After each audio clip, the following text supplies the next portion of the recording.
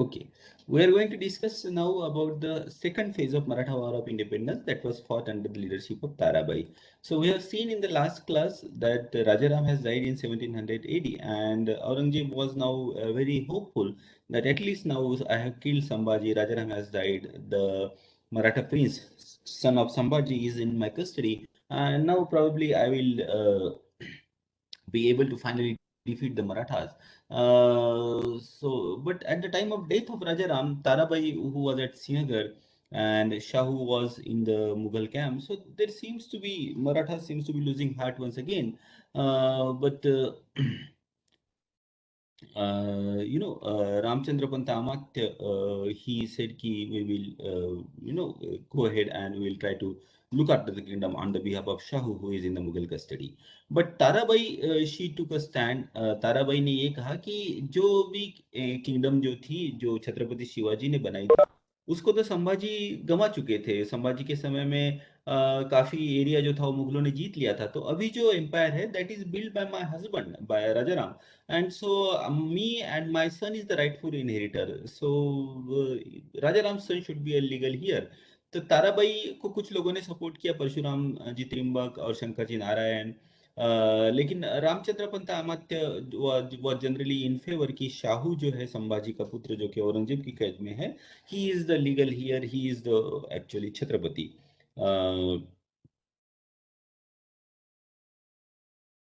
Then Ramchandra Pant Amatya जो राजाराम का जो बेटा था शिवाजी थर्ड, जो एक्चुअली ही शिवाजी थर्ड, क्योंकि संभाजी के बेटे का नाम भी शिवाजी था, उसको हिस्ट्री में ही इज नोन एज शाहू। तो जो राजाराम का जो बेटा था Shivaji third, who is generally known in history as Shivaji second, he became Chhatrapati. Tarabai coronated, got him coronated. Ramchandra Panta Amatya, he informed this development to Shahu, and Shahu he sent his blessing for his cousin, and he asked Ramchandra Panta Amatya to look after the kingdom. Now Tarabai regime, Tarabai का जो बेटा था ये Shivaji to, इसको हम कहेंगे अभी इसके बाद में, who was now on the throne as Chhatrapati, was a very young child, and the power was in fact exercised by Tarabai. And जो राजाराम की जो दूसरी पत्नी थी राजस बाई, और उसके बेटे का नाम भी था संभाजी, इन दोनों को ताराबाई ने कैद में डाल दिया। And बीच में कहते हैं कि एक संभाजी का, सॉरी, राजाराम का एक उनके उनका और एक पुत्र था अनावरस पत्नी से, वो जिसका नाम था कर्ण, उसको कुछ समय के लिए गद्दी पे बिठाया गया था, but later on we don't hear about it. Well, that is not very important. So on 10th March 1700, Shivaji II was coronated, and Tarabai, she became regent, and she sent her representative to Aurangzeb and asking that there should be no peace between the Marathas and Mughal. And according to, she sent her treaty that Shivaji should be given Mansab of 7,000 and Deshmukhi of Deccan. And in return, 5,000 Maratha contingent will serve under the Mughal, and the seven forts, including Pannada, Satara, Chandanvandan, Parli, that will be handed over to the Mughal, and Shivaji will not be under no compulsion to bow before the emperor.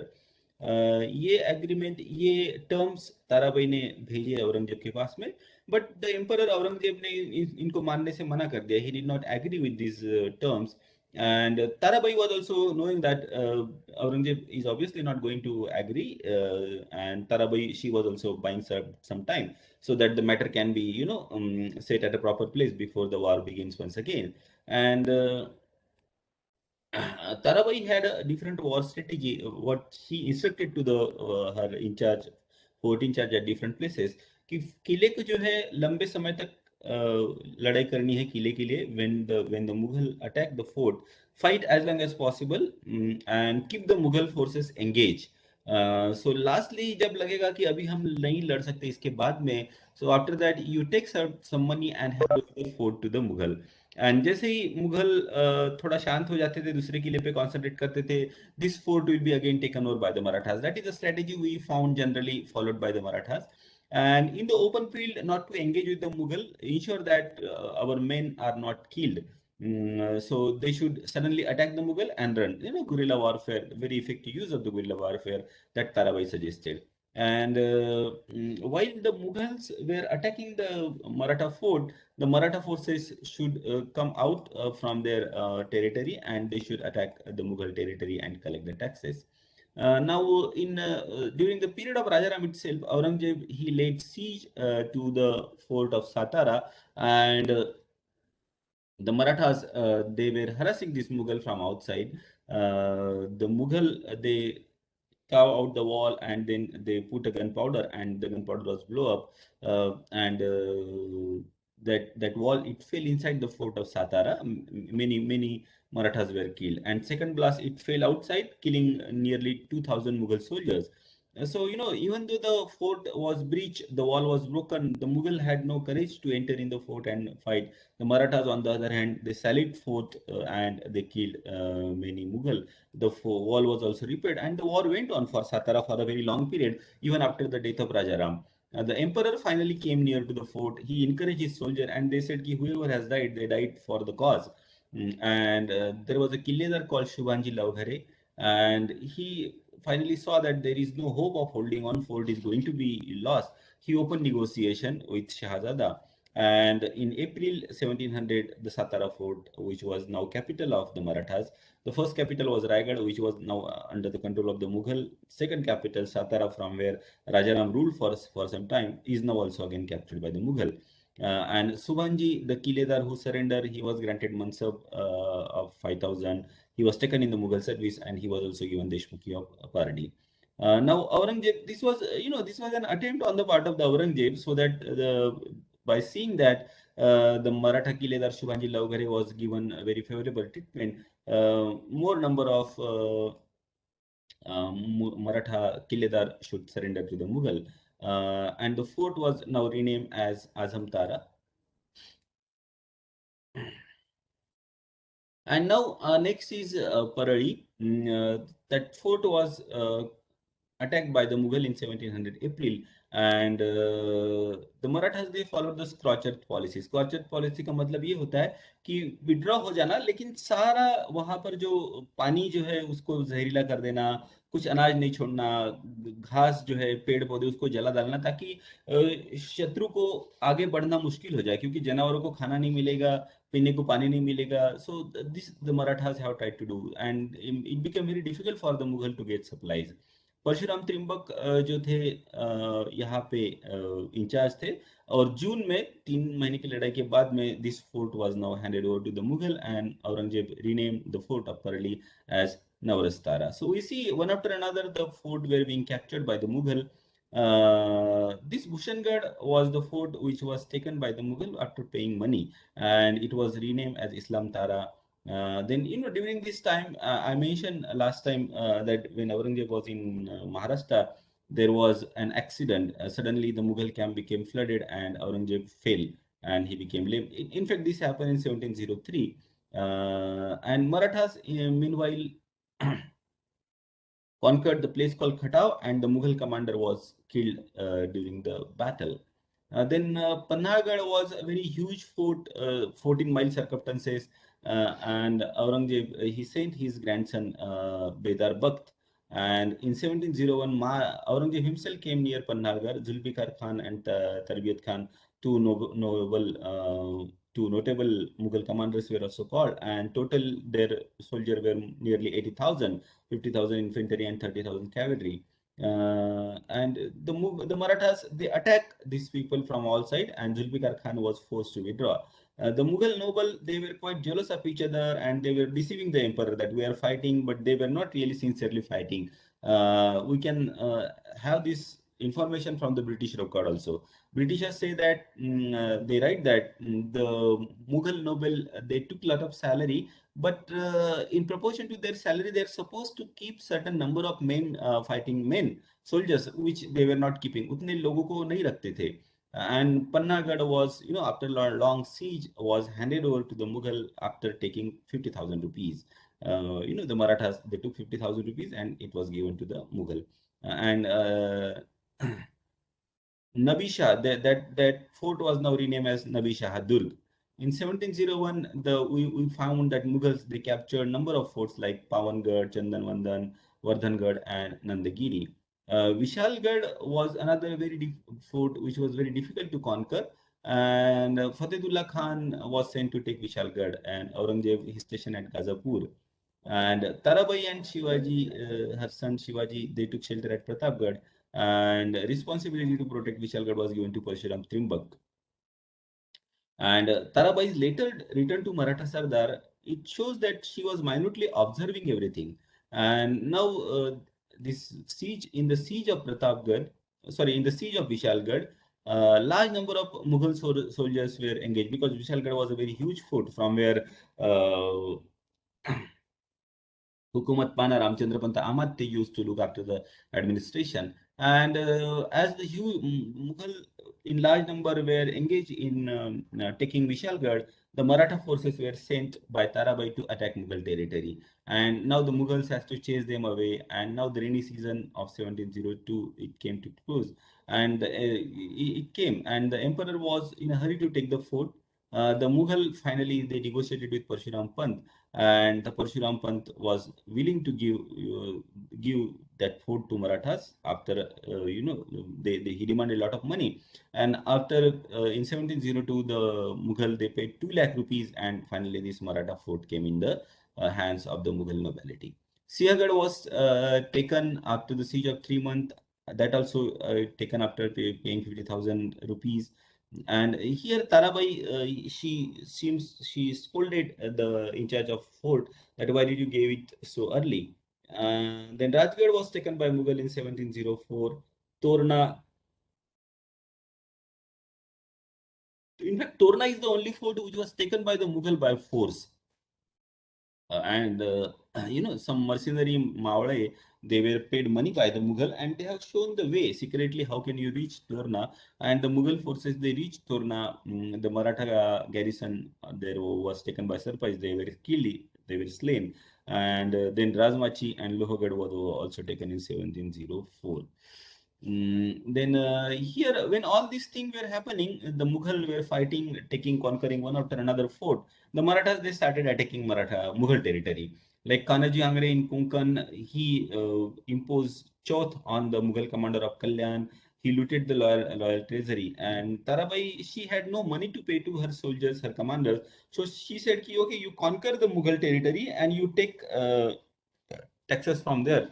Uh, that is allowed to you. And she allotted different territory to different Maratha Sardar.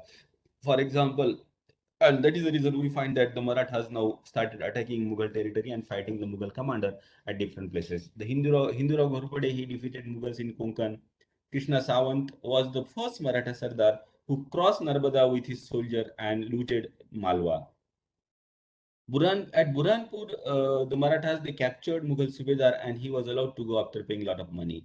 Marathas even threatened Hyderabad deep in the south, and the Mughal Subedar at Hyderabad had to pay a lot of money to spare the city. Uh, Ali Mardan Khan was Subedar at Warhad, and he was also defeated and captured, and he has to pay a lot of money to save his life. In Bijapur, Ranuji Ghorpade, who was in fact son of Santaji Ghorpade, with the help of Berad. The Berad was a community in South India near at a place called Wakin Khada in Karnataka, and they were very good gunner. And these Ghorpades, they used to take help of this Berad to fight against the Mughal. So they were in the Dawab of Krishna and Bhima, and they were expert in firing gun. And slowly, as they fought for Marathas, they became very strong. And many Mughal commanders, they failed to put a check on this Berad. Aurangzeb finally he marched against them. The Marathas, they held the Berads, and the Mughal, they attacked Wakin Kheda.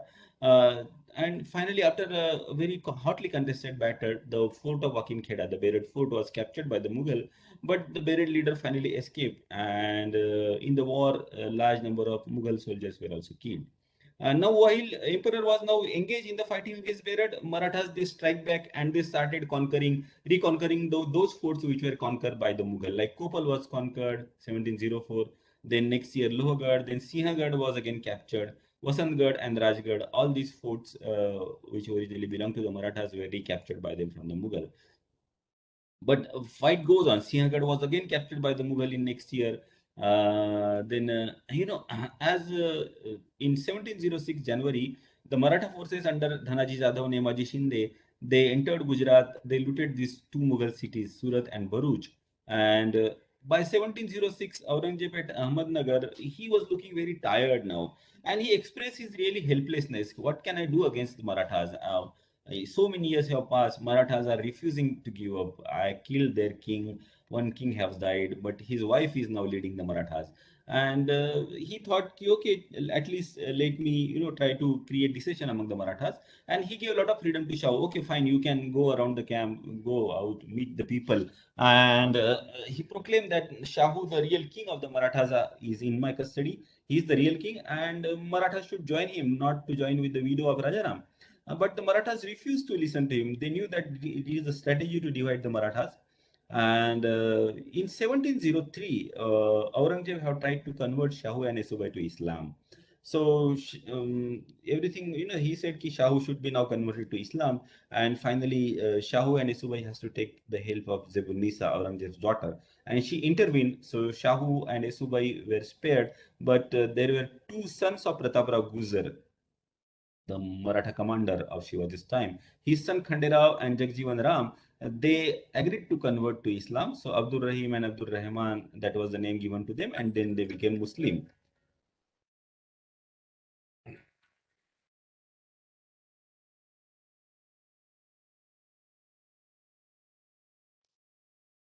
Now, Aurangzeb also arranged with Jibunisa's effort Shahu's marriage in the Mughal camp. And during this marriage, a golden sword was gifted by Aurangzeb to Shahu.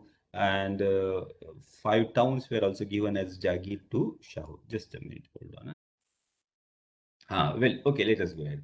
So, Shahu was married to the daughter of one of the Maratha noble, and this marriage was celebrated. He was given Jagir, a golden sword was given gifted to him.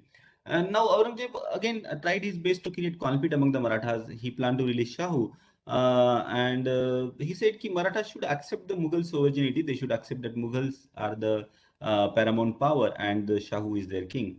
Now, but it did not work because by this fighting, continuous fighting of so many years, Marathas now they became more ambitious, and there was famine and flood in the Maharashtra that has worsened the condition of the people of Maharashtra, as well as the soldiers in the Mughal army. In from 1701 to 1704, there were death of many people, and then this is an important battle of Ratnapur, which has really increased the confidence of the Marathas, which was fought in March 1706.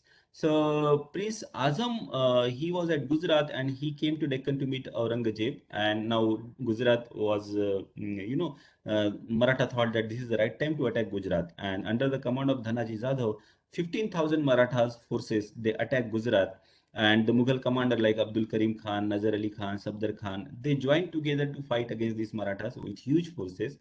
And the Marathas, they employed guerrilla tactics. With small forces, they first attacked the Mughal. And as the Mughals, they came on huge number, the Marathas, they started running away. Now, Mughal, they thought, now we have driven the Marathas away, we are victorious. So they became very complacent, and on the bank of the river, they were relaxing. And the Marathas were, in fact, looking for this opportunity. And they suddenly attacked the Mughal. Many Mughals, they died. And these two important Mughal nobles, Hamid Khan and Nasser Ali Khan, they were captured, and then later on they were released after they paid a lot of money. So the Marathas now they started attacking in all directions. They started attacking Malwa, Gujarat, and Telangana, and it became very difficult for the Mughal to chase them, because if you chase them to Gujarat, they will go to Telangana. If you chase them from Telangana, they will attack Aurangabad. So the emperor seems to have become helpless, and in that helpless state, Aurangzeb died in 1707. So if we are to analyze the work of Tarabai, she made a very good combination of offensive and defensive action, and saved the Maratha kingdom, instill the confidence in the Marathas, the strategy of fort I told you, to fight to protect the fort, lastly give it away after taking money, and then again take it back. So this has tired the Mughal finally, and Aurangzeb, who came to Maharashtra in 1681, captured and killed Sambhaji, fought a very long drawn war, died finally near Aurangabad as a broken hearted person.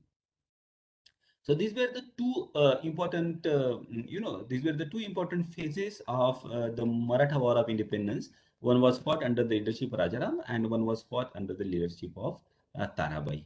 So this is where, we end today.